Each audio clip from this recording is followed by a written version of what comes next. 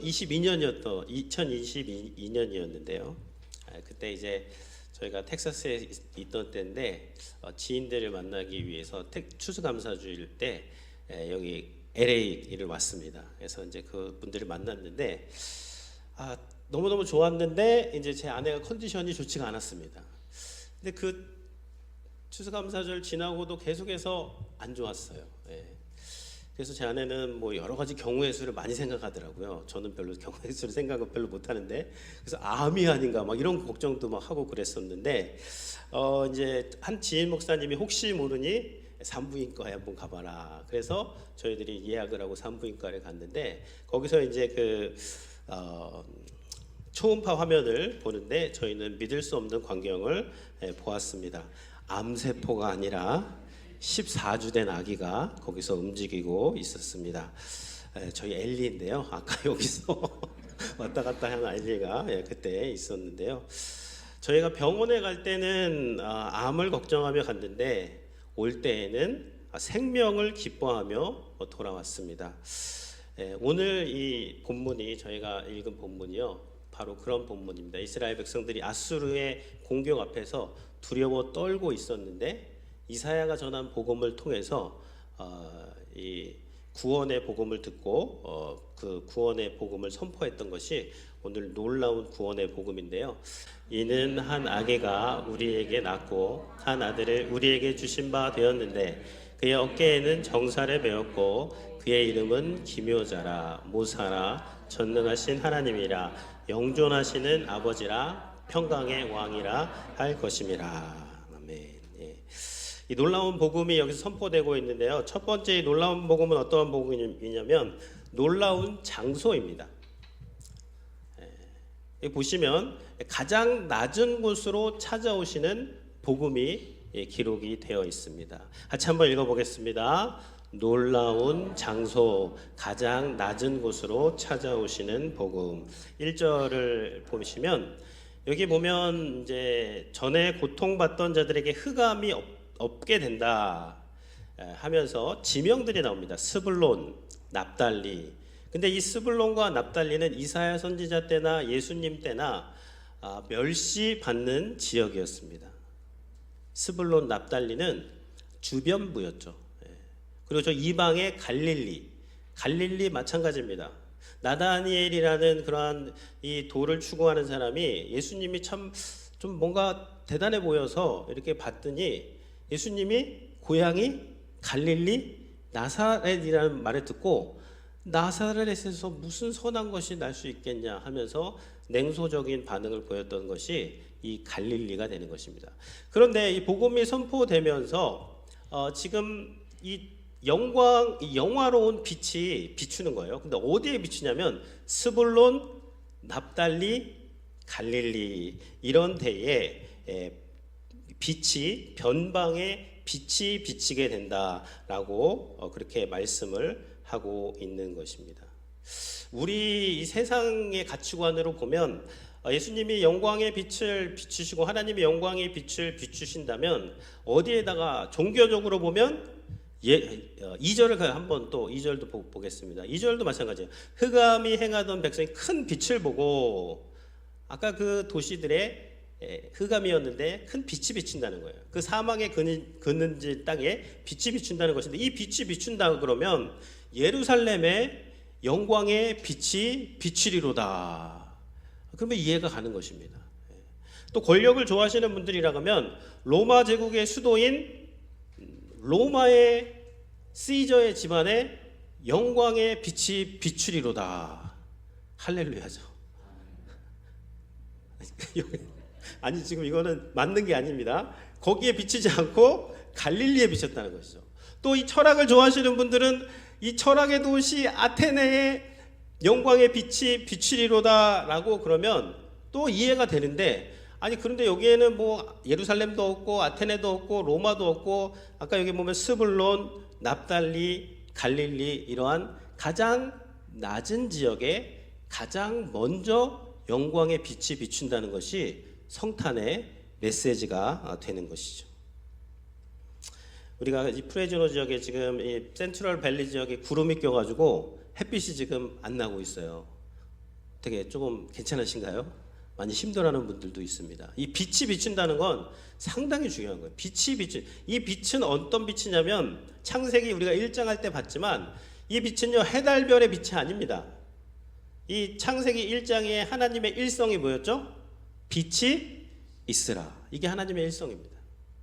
하나님이 가라사대 빛이 있으라 하시니 빛이 있었고, 그 빛이 비출 때 모든 천지 만물이 그 창조되고 살아나게 되는 것의 근원이 빛인데, 그 빛이 아기 예수님이 이 땅에 오시면서 어디로 비치는가? 스불론, 납달리, 갈릴리 주변부 지역, 사람들이 멸시하는 지역, 사람들이 무시하는 지역으로 가장 먼저 그 빛이 비추고 있다는 것이 오늘 메시지가 되는 것이죠. 그러니까 예배는요 빛이 비추는 겁니다. 우리 영혼에 이 식물들이 햇빛을 못 보면 광합성이 안 돼서 죽어가는 것처럼 우리의 영혼도요 하나님의 빛이 비추지 않으면 시들시들 죽어가는 겁니다. 근데 이 예배 시간에 하나님의 영광의 빛이 우리의 영혼 가운데 비추어 주셔서 우리가 소생하게 되고 우리가 하나님을 바라보게 되고 다시 한번 하나님께서 주시는 그 힘과 사명과 소명을 가지고 그렇게 능력 있게 살아가는 것이 빛이 비추는 것이죠. 세상 사람들이 우리를 보면서 야, 저 인생에서 무슨 선한 것이 나겠는가 라며 멸시할 수 있습니다. 여러분 그럴 때 낙심하지 마시기 바랍니다.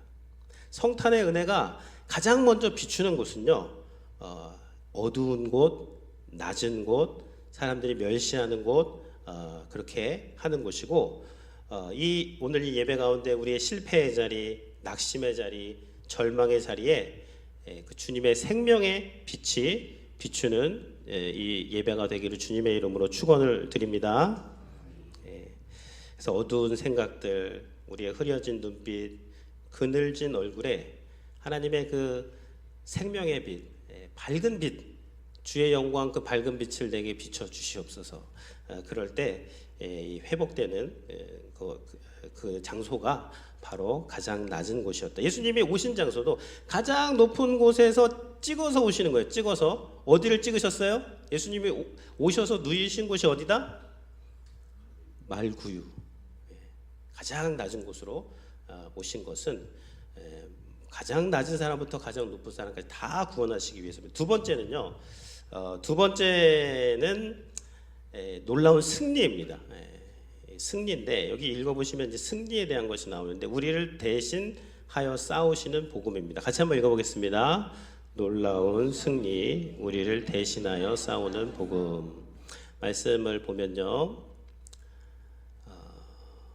여기 보면 미디안의 날이라는 게 나와요. 거기 3절에 보시면 즐거움이 나와요. 탈취물을 나누는 즐거움. 이 탈취물이라는 것은 전쟁에서 승리했다는 것인데, 이 전쟁에서 승리가 어떠한 승리냐면 주님께서 압제자의 막대기를 꺾으심으로 승리하게 되는 것인데, 여기서 미디안의 날이 나옵니다. 미디안의 날에 승리한 것 어디죠? 우리가 봤어요. 기드온 할 때 기드온의 300용사, 미디안 적군은 13만 5천 명, 그리고 이스라엘 백성들이 그때 기드온을 중심으로 모여든 사람들이 약 3만 2천 명이었습니다. 근데 하나님께서는 3만 2천 명의 사람들을 다 자꾸만 돌려보내고 자꾸 다운사이즈 하시는 거예요. 사람의 힘을 빼시는 겁니다. 300명까지만 남겨놔서 하나님이 그 300명으로 13만 5천 명을 이기게 한 승리가 바로 이 미디안의 승리라는 것이고, 이것이 지금 성탄의 복음을 선포하면서 이러한 승리를 얻게 하시겠다는 것인데, 이것은 무엇이냐면요, 우리가 우리의 힘을 더 키우고 우리가 더 힘을 축적을 해가지고 싸워서 이기는 승리를 추구하는 것이 성탄의 승리가 아닌 것이죠. 더 힘을 빼야 돼요. 우리를 위해서 주님이 싸워주시고 주님이 그 싸워서 승리하신 것에 우리는 참여해서 그 탈취물을 그냥 같이 나누는 거예요. 그것이 이 성탄의 은혜의 복음이 되는 것입니다. 그러니까 내가 싸워서 승리를 쟁취하는 날이 아니라 주님이 나를 위해서 싸우시고 그분이 얻은 승리의 전리품을 즐거움으로 나누는 그것이 성탄의 놀라운 승리가 되는 것이고요. 세 번째는요, 놀라운 통치입니다. 통치, 평화의 왕으로 다스리시는 복음입니다. 평화의 왕으로 주님께서 오셨는데 한번 아까 저희 말씀 한번 읽어보도록 6절 말씀인데요. 여기에 보시면 아까 그 승리를 하기 위해서 승리를 했다라고 말씀을 하시는데, 그럼 승리를 위해서 우리가 생각하는 것들은 어떤 장군이라든지 아주 강력한 힘을 가진 사람이 와서 우리를 구원해 주기를 바랍니다. 그런데 갑자기 9장 6절에서 한 아기가 나옵니다. 아기는요, 사람 중에서 어떻게 보면 가장 취약한 사람이 아기입니다. 태어난 아기가 뭘 할 수가 있어요. 그런데 이 놀라운 승리를 말씀하시면서 한 아기가 태어났다라고 시작을 하고 있습니다. 한 아기가 우리에게서 낳고 한 아들을 우리에게 주신 바 되었다. 여기서도 given이네. A son is given. 이 아이들이 주어졌다는 거예요. 우리가 그 아들을 찾은 것이 아니라, 우리는 어두운 가운데 있기 때문에요, 하나님을 찾아갈 수 없습니다. 그러니까 하나님이 어두운 가운데 비치신 분이 어두운 가운데로 내려와서 우리에게 주신 바 된 것, 이것이 또 복음이 되는 것인데요. 이분이 이제 아기로 오신 것입니다. 그러니까 아기는 약하지만 하나님은 강하시기 때문에, 이것은 무엇이냐면 아기를 통해서도 하나님은 얼마든지 놀라운 승리와 구원을 이루실 수 있다는 하나님의 자신감이 되는 것이고, 하나님께서는 그 아기를 주었어요. 근데 그 어깨에는 정사를 메대, 정사는 통치를 말합니다. 하나님의 그 다스리심이 있는데, 근데 이 아기의 이름이 나와요. 이 아기의 이름, 여기 그의 이름이라고 나오죠. 거기부터 한번, 그의 이름은 거기부터 같이 한번 읽어보겠습니다. 그의 이름은 기묘자라, 모사라, 전능하신 하나님이라, 영존하시는 아버지라, 평강의 왕이라 할 것임이라. 이 아기가 누구냐면 전능하신 하나님이래요. 이 아기를 지혜자다, 혹은 선한 선생님이다, 좋으신 분이다 라고 믿는 사람들은 많아요. 참 저렇게 가르침을 주시다니 대단하신 분이다. 근데 그렇게 이 아기를 믿으면 그걸 종교라고 합니다. 종교인이에요. 근데 이 아기가 전능하신 하나님이라고 믿으면 어떻게 될까요? 아까 우리가 찬양했듯이 엎드려 절하게 되는 거예요. 이것이 복음이 되는 것입니다. 이 아기가 바로 전능하신 하나님이다. 잘 이해가 안 돼요. 어떻게 아기가 하나님이 되는가? 그래서 그의 이름이 첫 번째가 뭐냐면 기묘자 묘사라라는 것입니다. 이 기묘자라는 것은요, 한자입니다. 한자. 영어로는 기묘가 wonderful이고, 이 모사는 카운셀러라고 이렇게 번역을 하는데, 기묘는 기이하다, 묘하다, 기이하고 묘하다, 기이하고 묘한 사람을 기묘자라고 그렇게 번역을 한 것입니다. 그래서 이 아기의 이름이 기묘자다. 이게 기이하고 놀랍다는 것은 무슨 말이냐면, 아니 어떻게 이럴 수가 있는가의 측면에서 좀 기이하다는 거예요. 인간의 지혜와 인간의 능력과 인간의 어떤 상상력을 초월하는 그러한 기이하고 묘한 분이 바로 이 아기라는 것이죠. 그리고 모사라는 것은요, 이 모사는 이것도 한자입니다. 모사. 사무엘서에 보시면 군대의 어떤 전략을 세우는 사람들을 이제 모사라 그래요. 똑같이 번역되어 있습니다. 그래서 이 모사는 전략을 세우는 사람인데, 그러니까 이 원더풀 카운셀러라고 번역된 기묘자 묘사가 이 아기의 이름인데, 이 아기의 이름을 번역을 하면요, 필승의 지략가시다, 기묘한 작전 참모이시다, 기상천외한 작전 참모로서 반드시 승리를 이루어내시는 그 분이 바로 기묘자 묘사라, 이 아기 하나님이시다라고 그렇게 지금 이야기를 하고 있는 것입니다. 세상의 가치관으로는 절대 세워질 수 없는 그런 계획을 세우셔서 승리를 이루시는 분이 하나님이시라는 것이죠. 어떤 계획이 세워졌습니까? 연약한 아기로 이 땅에 오신 것이죠. 강력한 장군으로, 왕으로 이 땅에 오시지 않았습니다. 가장 서민의 가정에서 가장 낮은 곳으로 일어나서 30년 동안 평범하게 사셨어요. 우리 성도님들과 똑같이 그 지루한 거 다 견뎌내시고, 그 공생의 3년은 퍼블릭하게 그렇게 사역을 하셨는데, 막 사람들이 모여들고 막 인기가 올라가려고 하는 그 절정에서 갑자기 십자가에서 무기력하게 죽으셨습니다. 죽으셨어요 그냥. 그래서 마귀가 이제 끝났다, 나는 승리했다라고 하면서 막 기뻐하고 있는 그때 착각했을 때 예수님께서는요 십자가의 죽으심을 통해서 그 승리를 이루신 기묘자 묘사라 하나님이 되시는 것이죠. 창과 칼을 통한 승리가 아니라 사랑과 희생을 통한 십자가에서 승리를 하셨고요. 강함으로 굴복시킴을 통해서 승리하는 것이 아니라 연약함으로 하나님의 뜻에 굴복하심으로 승리를 이루셨습니다. 세상은 강함으로 이기지만 예수님은 약함으로 승리하셨고요. 세상은 내가 살기 위해서 싸우지만 예수님은 하늘의 미랄이 되셔서 우리를 위해서 썩어 죽어주심으로 승리를 이루게 되는 것입니다. 세상은 상대방을 죽임으로 이기지만 예수님은 자신을 죽임으로 승리를 이루신 놀라우신 기묘자 묘사라 이 하나님이 바로 우리 아기 예수님이 되시는 것이죠. 히브리서 2장 14절 말씀 우리 같이 한번 읽겠습니다. 자녀들은 혈과 육에 속하였음에 그도 또한 같은 모양으로 혈과 육을 함께 지니심은 죽음을 통하여 죽음의 세력을 잡은 자 곧 마귀를 멸하시며. 혈과 육으로 하나님께서 이 땅에 오셨다는 것은요 마치 전염병에 걸린 마을, 그 마을은 이제 다 죽는 거예요. 소망이 없습니다. 그 마을에 구원하시고자 육체를 입고 그 마을로 들어가시는 것입니다. 근데 그 전염병의 핵심 병원군은 무엇이냐면 죽음입니다. 죽음. 이 죽음의 바이러스를 잡아야 돼요.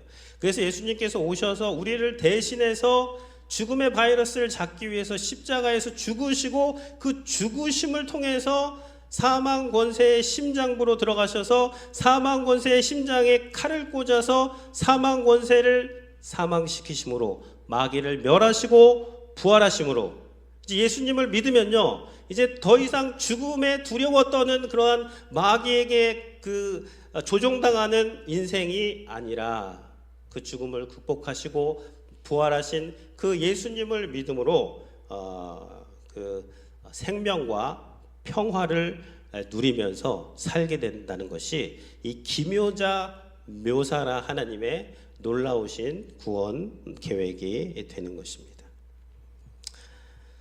그러니까 예수님이 나를 위해서 죽으셨다는 것 믿는 거 오늘도 같이 나눴는데요.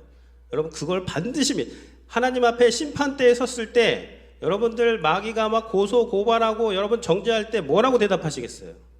다 맞다고 하세요. 그거 다 맞습니다. 그런데 예수 그리스도께서 나를 위해서 대신 십자가에서 죽으심으로 내 죄가 용서받았을 뿐만 아니라 그분이 나를 위해서 부활하셨으므로 나의 죄가 용서가 되었고 내가 하나님의 자녀가 되었습니다.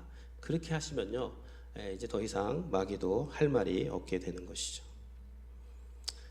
그래서 예수님은 정말 대단하십니다. 죄의 열매인 사망이거든요. 사망을 누가 좋아하겠어요?